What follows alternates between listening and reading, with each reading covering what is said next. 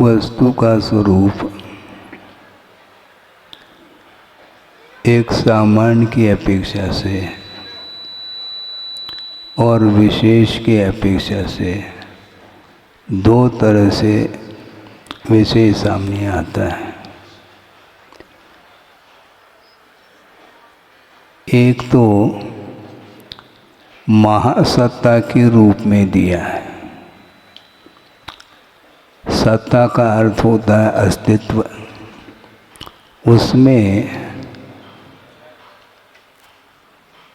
व्यापकता जहाँ पर आती है वहाँ पर महासत्ता का विषय बनता है। संग्रहण की अपेक्षा से वह विषय ग्रहित हो जाता है। अवान्तर सत्ता की अपेक्षा से विशेष सत्ता उसको बोलते हैं। सामान्य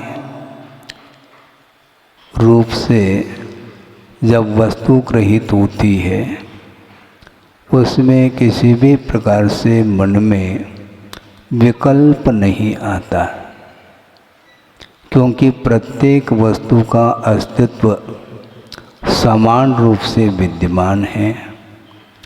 स्वरूप अस्तित्व की अपेक्षा से भेद भिन्नता पाई जाती है। जैसे समझने के लिए मनुष्य गति नाम कर्म का उदय है तो वह मनुष्य पर्याय मिलती है। अन्य गतियों का इसमें समावेश नहीं होता। तिर्यंच गति, देव गति, नर गति संबंधी जीव ये पृथक हो जाएंगे, किंतु जीवत्व की अपेक्षा से समानता है। जैसे जैसे हमारा ज्ञान विशेषता की ओर जानने का प्रयास करता है तो उसमें राग देश होने की संभावना बनी रहती है। हो अनिवार्य नहीं, किंतु गुरुदेव का बार बार यही कहना रहा है कि ज्ञान में जो विकल्प आते रहते हैं तो विशेषता की ओर दृष्टि रखने से आते हैं। आराधना संबंध को लेकर के विषय नहीं, किंतु ज्ञेय ज्ञायक संबंध की अपेक्षा से जितना वह विषय समानता को लेकर के रहता है तो आत्मा में कोई भी विकल्प नहीं आता।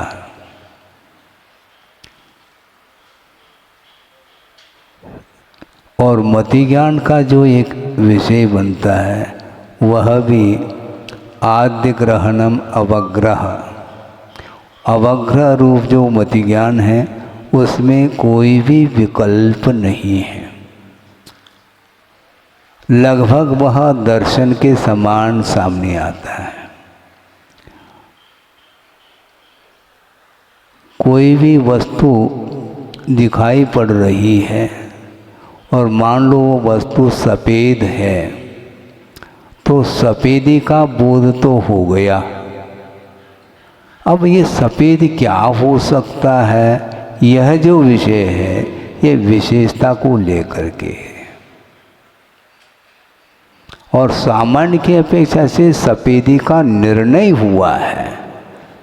सामान्य का जो निर्णय है वह अवाय नहीं, सामान्य का निर्णय वह अवग्रह माना जाता है, किंतु उसमें विशेष जो गुण हैं वो ग्रहित नहीं हो पा रही है वस्तु दूर रहने के कारण। इसलिए सफ़ेदी को लेकर के ये वस्तु कौन सी हो सकती है, इस प्रकार की जिज्ञासा उसके अंदर उत्पन्न होती है। और विशेष जो लक्षण हैं या गुण हैं वो ज्ञान के जब विषय बनते हैं तो वह अवाय हो जाता है, यानी पूर्णतः निर्णय हो जाता है।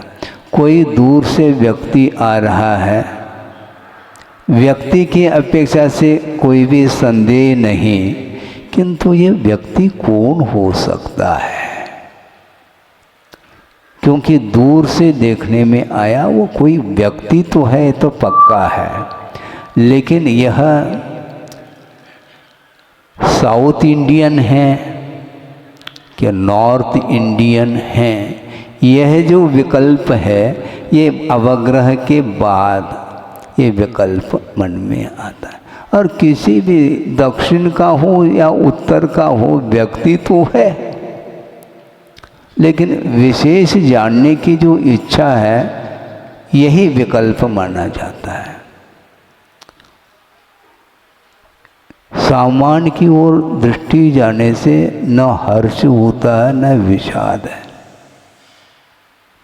बड़े छोटे की परिकल्पना यह सामान्य में नहीं होती। क्या बड़ा और क्या छोटा है। द्रव्य जब अनादि अनिधन है तो कौन छोटा और कौन बड़ा, ये विकल्प क्यों मन में आता है। वर्तमान आयु संबंधी वह बात आ जाती है तो बड़े की और छोटे की परिकल्पना सामने आती है। वृषभनाथ भगवान के ज्येष्ठ पुत्र चक्रवर्ती है, भरत चक्रवर्ती, वो हमेशा बड़ा रहेगा। वो मुक्त होने के बाद भी वह व्यवहार छूट नहीं पाएगा। वृषभनाथ भगवान की प्रतिमा बीच में स्थापित है खड्गासन के रूप में, और जो अगल बगल में हैं वो भरत और बाहुबली, और उसको भी व्यवस्थित आप स्थापित करते हैं। राइट हैंड भरत रहेंगे और लेफ्ट बाहुबली। इसका अर्थ मुक्त होने के बाद भी ये राइट और लेफ्ट ये क्या वस्तु है, ये अतीत के पर्याय की अपेक्षा से ये बड़े भाई या ज्येष्ठ पुत्र हैं और ये अनुज हैं, छोटे पुत्र हैं, और तीनों को निर्वाण हो चुका है। तीनों मुक्त हो चुके हैं और मुक्त जीव में कोई भी सामान्य विशेष का भेद नहीं हो सकता। व्यवहार की भूमिका में हम भेद डालते ही चले जाते हैं, ये आदत है। तो इस प्रकार यदि परिकल्पना ज्ञान में ये उठती रहती है तो निश्चित रूप से वह ज्ञान स्वस्थ नहीं माना जाता। इसलिए गुरुदेव का कहना है महासत्ता की ओर दृष्टि रखते हैं, निश्चित रूप से आकुलताएं सब शांत हो सकती हैं। आकुलताएं क्यों? कल परसों भी कहा था तुलना, और तुलना एक में नहीं होती, कम से कम दो होना चाहिए। तो उसमें मनोज्ञ अमनोज्ञ, बड़े छोटे हैं, ये जो परिकल्पना है ये पर्याय को लेकर के ही है। द्रव्य दृष्टि से कोई भी इसमें अंतर नहीं आने वाला है। शरीर की अपेक्षा से भी ये कद से छोटा है और ये बड़ा है। महावीर भगवान हाइट की अपेक्षा से 7 हाथ, और वृषभनाथ 500 धनुष और बाहुबली 525 धनुष। अब सोचो, अब ये हाइट जो है, आत्मा की कोई हाइट है क्या है? सोचो, विचार करो। शरीर की अपेक्षा से ये अवगाहना भिन्न भिन्न मिलती है। और वृषभनाथ भगवान उनकी समोषण की जो रचना हुई है 12 योजन विस्तार को लेकर के हैं, और महावीर भगवान 1 योजन छोटा और बड़ा हो गया। दिव्य ध्वनि में कोई अंतर है क्या?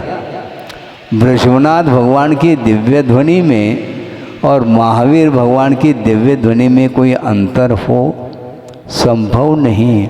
केवल ज्ञान में कोई भी फर्क नहीं आने वाला, क्योंकि वह स्वाभाविक ज्ञान माना जाता है और स्वभाव की ओर दृष्टि जाती है तो वहाँ पर कोई भी भेद देखने में नहीं आता, अभेद है वो। स्वर्ण, उसमें कोई अंतर नहीं है और अवस्था की अपेक्षा से अंतर देखने को मिलता है। स्वर्ण का एक मुकुट है, स्वर्ण जिससे मुकुट बनाया गया है, और मान लो चेन बना लिया है, लेकिन चेन में और मुकुट में पर्याय की अपेक्षा से भेद भिन्नता है, किंतु स्वर्णत्व की अपेक्षा से कोई भी अंतर नहीं है। लेकिन जिसको मुकुट इष्ट है तो उससे वह आकर्षित होता है, और जिसको मुकुट इष्ट नहीं है तो वह दूसरी पर्याय से आकर्षित होता है। तो ये आकर्षण क्या है? वस्तु का आकर्षण नहीं, वस्तु की जो पर्याय हैं, अवस्था विशेष हैं, उसको लेकर के आकर्षण विकर्षण हो रहा है।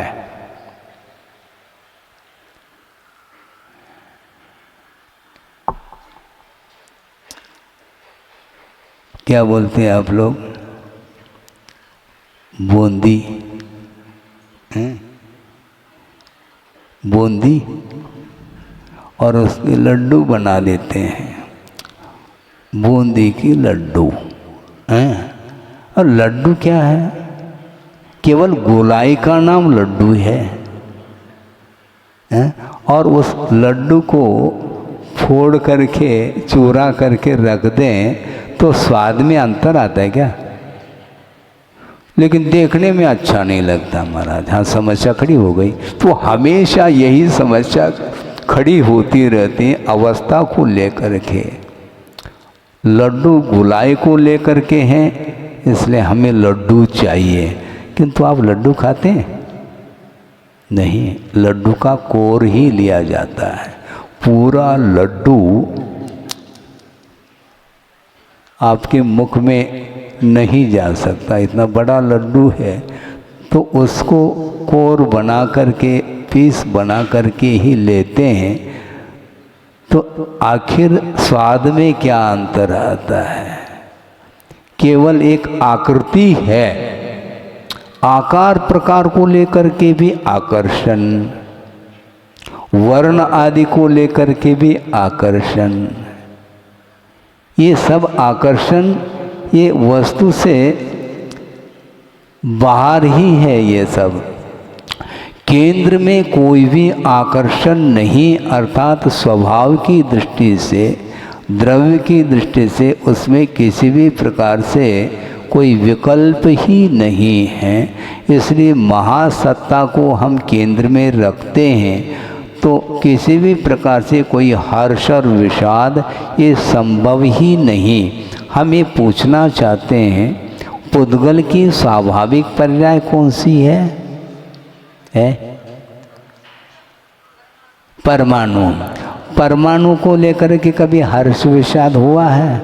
महाराज वो दिखाई नहीं देती, वह इंद्रिय का विषय नहीं बन सकता परमाणु, इसलिए उसमें न हर्ष है न विषाद है। और जो ही इंद्रिय के विषय बनने लगते हैं तो त्यों ही स्पर्श रस गंध वर्ण ये सारे इंद्रिय के विषय बनते हैं। उस समय उसको लेकर के हर्ष और विषाद प्रारंभ होते हैं। हाँ,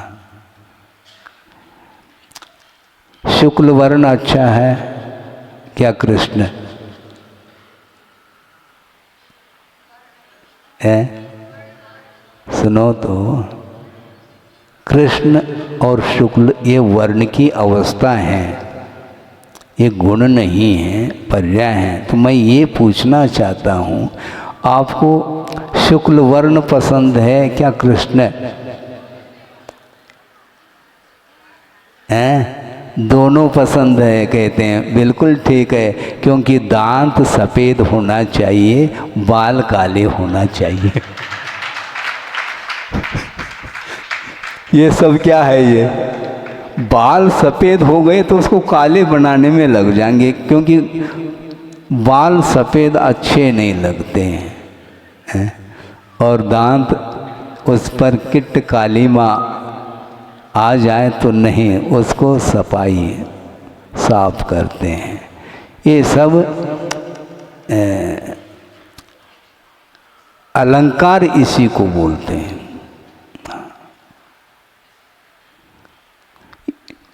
बाल आपको देखने में आते हैं? दर्पण में देखेंगे तब, नहीं है तो दूसरे को तो देखने में आएंगे। तो दूसरे के लिए उसको काला बनाना है, स्वयं के लिए नहीं, क्योंकि दूसरे के लिए इष्ट होना चाहिए। हमें कैसे भी लगे, लेकिन दूसरा देखें तो वह आकर्षित होना चाहिए। ये एक मन में विकल्प है। ये सारे जितने भी विकल्प उत्पन्न होते हैं, ये सब सामान्य से जब बाहर आते हैं, विशेष की ओर जब दृष्टि जाती है, उसी समय ये हर्ष विषाद आदि परिणाम उत्पन्न होते हैं। इसलिए जीव मात्र के प्रति हमारा उपयोग चला जाए तो कोई भी, ये सीनियर है, ये जूनियर है, तुम करते रहो। वृषभनाथ भगवान सीनियर और महावीर जूनियर, और वृषभनाथ भगवान भी जूनियर, क्योंकि उसके पहले भी अनंत तीर्थंकर हुए हैं। तो इस प्रकार एक दूसरे के साथ संबंध जोड़ना चाहो तो सीनियर कोई भी नहीं है, ध्यान रखो, कोई भी नहीं। हम ये पूछना चाहेंगे, भगवान को ही पूछ लो, भगवान सबसे पहले कौन सिद्ध अवस्था को प्राप्त हुए हैं? उत्तर है इसका, सबसे पहले कोई गया है ऐसा मान लिया जाए तो उसके पहले कोई सिद्ध हुए नहीं, ये सिद्ध हो जाएगा, ऐसा है ही नहीं। ये सर्वज्ञ की जो परंपरा है, प्रवाह की दृष्टि से न आदि है, न मध्य है, न उसका अंत है। अनंत काल से ये जीव मुक्त अवस्था को प्राप्त होते चले जा रहे हैं और अनंत भविष्य काल में भी होते रहेंगे और वर्तमान में भी हो रहे हैं। तो ऐसी स्थिति में कौन पहले हुए कौन बाद में, ये कोई भी विषय बन नहीं सकता है। नहीं तो शुद्ध बनने के उपरांत भी यही विकल्प करते रहोगे, हम पहले बने, तुम अभी आए, तुम जूनियर हो। ये ध्यान रखो, ये अवस्था के अपेक्षा से, काल के अपेक्षा से ये दूरी नापी जा रही है, किंतु वस्तुतः संवेदन की दृष्टि से देखेंगे तो कोई भी अंतर नहीं है। एट प्रेजेंट अभी अभी कोई सिद्धत्व को उपलब्ध कर लिया, उन्हें जो संवेदन हो रहा है अनंत सुख का, वही संवेदन दूसरे को भी हो रहा। जो पूर्व में सिद्धत्व को प्राप्त किए हैं उनको भी वर्तमान का ही संवेदन होना है। अतीत का कभी भी संवेदन, अनंत सुख का भी संवेदन अतीत का नहीं हो सकता, न अनागत का संवेदन होगा। वो बुद्धि के विषय बन सकते हैं, अलग विषय, किंतु संवेदन केवल एक समयवर्ती संवेदन होता है, वह अनंत सुख के रूप में। और अनंत समय में जो पुनः अनंत सुख का संवेदन होना है, वो वही सुख है। काल के अपेक्षा से मात्र अंतर आया है, किंतु क्वालिटी के अपेक्षा से कोई भी अंतर नहीं है। तो ऐसी स्थिति में हीनादिकता से रहित जो स्वाभाविक सुख है, उस सुख की ओर किसी भी व्यक्ति की दृष्टि नहीं जाती और इंद्रिय सुख को लेकर के वह एक दूसरे के साथ तुलना करता रहता है। इसलिए न्यूनाधिकता को लेकर के किसी को हर्ष, किसी को विषाद होता रहता है।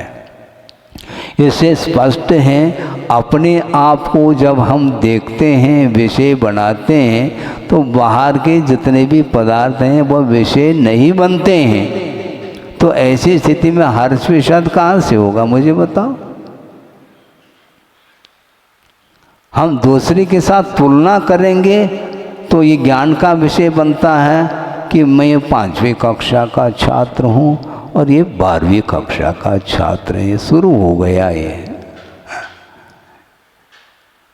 ये पहली कक्षा का, और उसके पहले LKG UKG ये भी है, नर्सरी।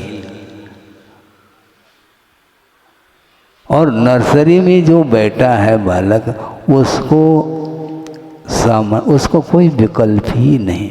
मान लो LKG अथवा UKG में जो छात्र पहुंचा है वो परीक्षा में पास हो गया और उसको 100/100 नंबर मिल गए, लेकिन उसको 100 की गिनती नहीं आती, उसको 100 की गिनती नहीं आती। उसको कह दिया तुम्हें 100/100 नंबर मिल गया। हाँ मिल गया, ज्ञान ही नहीं उसको, लेकिन ज्ञान का विकास हुआ है, लेकिन वह ज्ञान का विकास दृष्टिगत नहीं हो पाता। तो इसलिए एक दूसरे के साथ संबंध जोड़ते हैं तो निश्चित रूप से छोटे बड़े की परिकल्पना, धनी निर्धनी की परिकल्पना, ये ज्ञानी ये अज्ञानी आदि की कल्पना होती रहती है। उससे कोई भी प्रयोजन सिद्ध नहीं होता, बल्कि इसके माध्यम से दुख का संवेदन और होता रहता है। हम ये पूछना चाहते हैं, इंद्रियजन्य जो सुख है वो क्या है, हमें बता दो, वो क्या है? एक दूसरे के अपेक्षा से मैं सुखी हूँ इसका जो एहसास है सामने वाला दुखी होना चाहिए। यदि वह भी उतना ही सुखी है तो क्या सुख का स्वाद आएगा? सुख का क्या स्वाद आएगा? है? एक व्यक्ति लखपति है और उसके सामने करोड़पति आ गया तो लखपति को दुख का संवेदन प्रारंभ हुआ। और मान लो उसके सामने कोई करोड़पति दिखाई नहीं दे रहा है तो आराम से रह रहा है, वो उसको सुख है। और उसको जो सुख है वो क्यों? क्योंकि सामने वाला हजारपति है, इसलिए उसको सुख है। ये सब एक दूसरे के अपेक्षा को लेकर के सुख का संवेदन, वस्तुतः सुख है नहीं।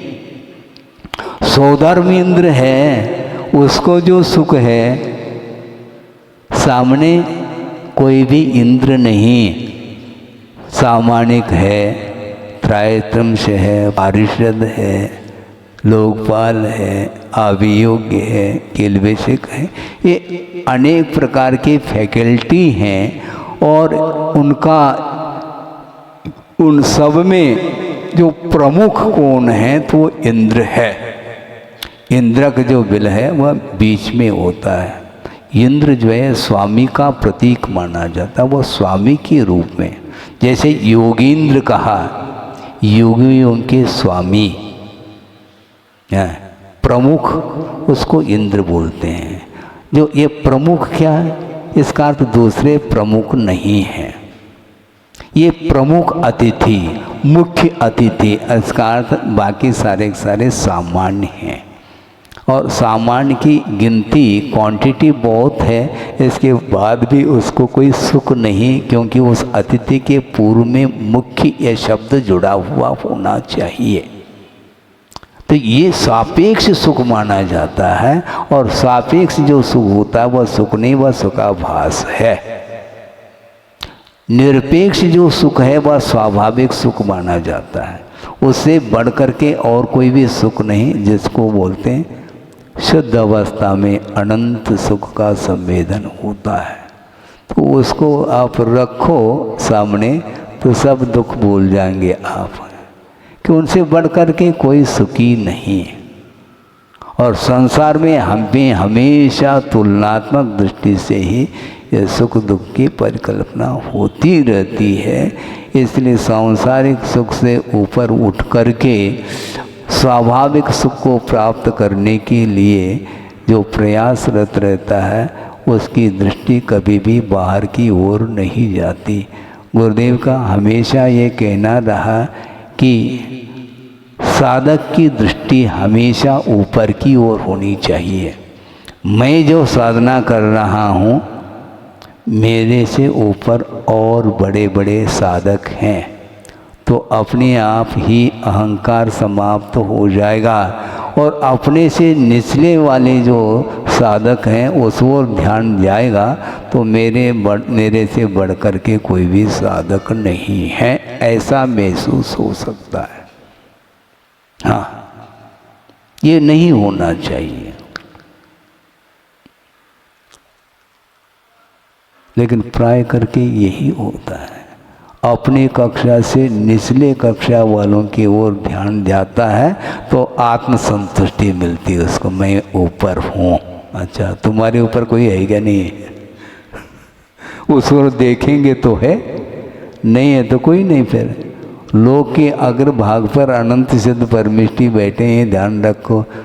हम सब धरती पर हैं, वो शिखर पर हैं। भले ही कोई सभा में शिखरचंद हो, ये बात अलग है, लेकिन वह धरती में बैठा है और नाम से शिखरचंद है, और वो सारे सारे अनंत सिद्ध परमेष्टि एक ही स्थान पर विराजमान हैं। उनमें किसी भी प्रकार से तुलनात्मक दृष्टि से हीनादिकता नहीं। अतीत अनागत को सामने रख कर के भले ही आप वर्णन कर लो, इससे कोई भी अंतर नहीं आने वाला, क्योंकि वह अंतिम पर्याय मानी जाती है। जिस प्रकार दूध की पर्यायें कई निकलती हैं, दूध को तपाया और दूध दही के रूप में परिणत हो गया, तो दूध का अभाव हुआ, प्राग भाव हुआ। अब दही, और दही के बाद और भी पर्याय होंगी, उसको मंथन करेंगे दही का तो नवनीत निकल आता है। तो दही और नवनीत में अंतर है, लेकिन नवनीत यह दूध की अंतिम पर्याय नहीं, क्योंकि उस नवनीत में वस्तु को प्रकाशित करने की क्षमता नहीं है। आप आरती उतारते हैं, घृत घी की आरती उतारते हैं क्या? नवनीत की। नवनीत आप बाती और नवनीत रखो तो वो प्रकाश नहीं दे पाएगा। घृत में ही क्षमता है प्रकाशित करने की। उसी प्रकार शुद्ध अवस्था घृत की भांति है, उसके बाद और कोई भी पर्याय उत्पन्न नहीं होगी। इसलिए स्वभाव की ओर दृष्टि रखने से एकदम उपयोग शांत हो जाता है। महाराज, मन में शांति कैसे आएगी? स्वभाव की ओर दृष्टि रखो। भले स्वभाव की उपलब्धि नहीं है, ये बात अलग है, किंतु स्वभाव की ओर दृष्टि रखने मात्र से भी सारे कालुष्य भाव समाप्त हो सकते हैं। हर्ष और विषाद, ये दोनों, ये किसकी पर्याय है? ये मोह की ही पर्याय है। हर्ष यह भी कषाय और विषाद यह भी कषाय। कोई शोक का अनुभव करता है तो वह दुखी है महाराज, ऐसा बोलते हैं। और कोई हास्य, हंसी आ रही तो बहुत आनंदित है, गलत बात है। वह हास्य भी वह मोहनी की ही प्रकृति है। 28 मोहनी के भेद हैं, उसमें हास्य भी है, शोक भी है, रति भी है, अरति भी है, तीनों वेद भी हैं, जुगुप्सा भी है, भय भी है। ये सारे हैं। ये सब पाप प्रकृति मानी जाती है। शोक को आप अच्छा नहीं समझते और बस मन प्रफुल्लित है, वह अच्छा। वह प्रफुल्लित क्या? वह भी मोह की परिणति।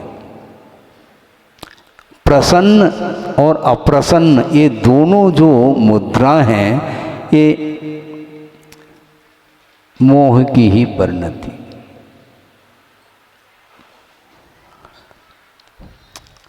भगवान न प्रसन्न रहते हैं न अप्रसन्न, वो तटस्थ हैं। तटस्थ का अर्थ क्या? अपने तट में स्थित हैं, दूसरे के तट तक नहीं जाते हैं।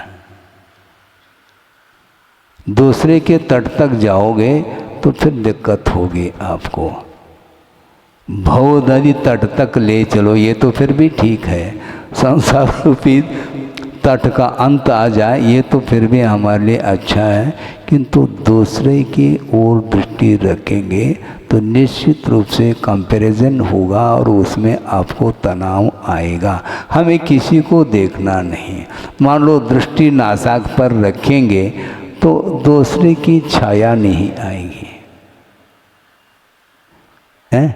दूसरे को देखेंगे, अरे ये गौर वर्ण का है और ये साउला है, ये कृष्ण वर्ण का है और ये गौर वर्ण का है, और ये चालू हो गया।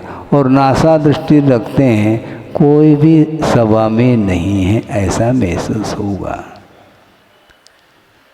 ये भिन्न भिन्न इंद्रियों के जो विषय हैं वो उन विषयों की ओर ज्ञान जाता है। ज्ञेय पदार्थ ज्ञान में नहीं आते।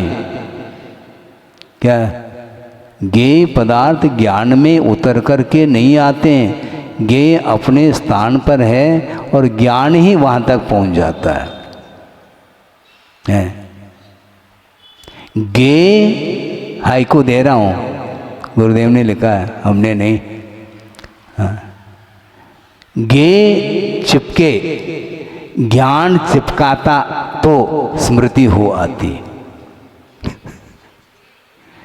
ज्ञेय चिपके, चिपकने की क्षमता उसमें है, किंतु ज्ञान चिपकाता तो चिपके, यानी ज्ञान गोंद का काम कर रहा है। ज्ञेय बहुत दूर है, उस ओर ज्ञान चला जाता है तो वह ज्ञेय का विषय बन जाता है।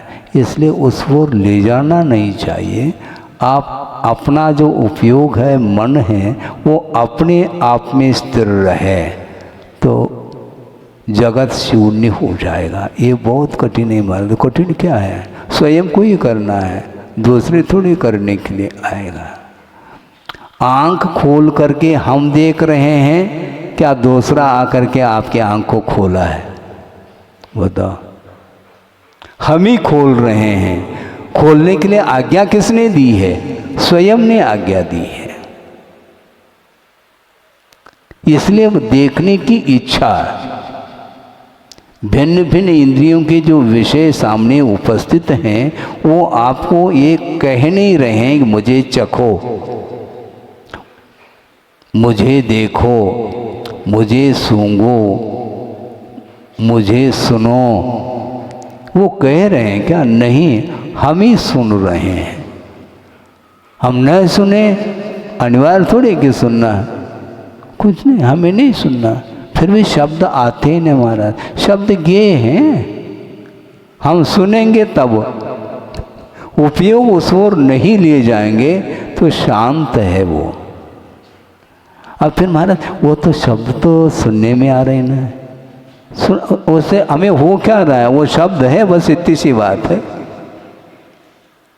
क्योंकि शब्द भी अपने आप में एक पौद्गलिक पर्याय है ना। ज्ञेय है वो भी, तो ज्ञेय तक सीमित रखो ना, ये ज्ञेय है नहीं, वो हमारी आलोचना कर रहा है। अब आलोचना के शब्द और प्रशंसा के शब्द, इनमें कोई अंतर है क्या? वो भी शब्द ही है। भाषा वर्णा से ही वो निर्मित है, वह शब्द है, लेकिन वो कठोर हैं और ये मृदु हैं। ये श्रुति मधुर हैं, वो कटुक हैं। अरे कटुक क्या है? शब्दी तो है। शब्द ज्ञान नहीं, किंतु जो ज्ञानमान है उसको नचाता है। हाँ, सहन नहीं होता। कर्कश शब्दों का प्रयोग कोई कर ले तो ऐसा लगता है कि जीवन भर वह याद रहता है, मुझे उनको देखना है। देखो भैया, ये सब क्या है? ये पुरुषार्थ इसमें होता है। पंचेंद्रिय निरोध करना है, हैं? आप यदि मान लो किसी ने आलोचना आपकी की और उसका प्रतिकार का यदि भाव आ रहा है तो आपका कर्णेंद्रिय के ऊपर विजय नहीं है, ऐसा हम कहेंगे।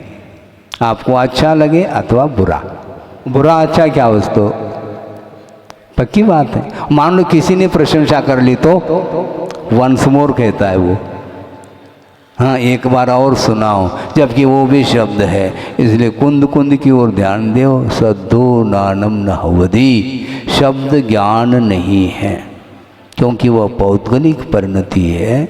इस प्रकार भिन्न भिन्न इंद्रियों की जो विषय हैं उनको लेकर के हमेशा हर्ष और विषाद होता रहता है। हर्ष विषाद से ऊपर उठने का नाम ही मोक्ष मार्ग है। अहिंसा परमो धर्म की जय।